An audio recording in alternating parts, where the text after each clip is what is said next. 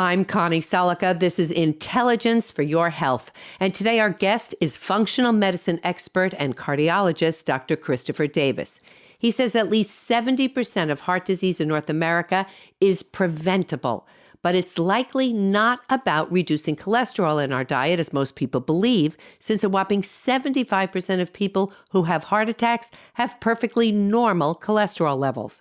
Instead, Dr. Davis says there are other factors causing heart disease these days, starting with our increased exposure to toxins, heavy metals like lead, and stress. Even in my cardiology training and up until about 3 or 4 years ago, when I started to take a more integrative approach, more functional medicine approach to heart disease, I can tell you the number of times on one hand that I even considered looking at heavy metal exposure or heavy metal toxicity in the people who had a heart attack, that I put a stent in their artery, right? It was just about, they have a blockage, it's cholesterol, we'll put a stent in and you take your cholesterol medicine.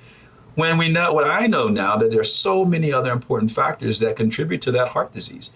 Those toxins contribute, your gut health or microbiome contributes to it, your stress levels, emotional stress plays a tremendous role in the development of heart disease. And all of those things need to be addressed. So when I talk about 70% of the cardiovascular disease can be prevented, it's about looking at the underlying root causes of that heart disease, of things that are involved in addition to lipid abnormalities, cholesterol abnormalities. And that's where we've missed the forest for the trees, because we've based most of our assessment of the heart disease causes or risks in the lipid model, or the diet is called the diet heart hypothesis. And I think we now know that that clearly is not the underlying root cause of heart disease. We have to look at these other things that are involved as well.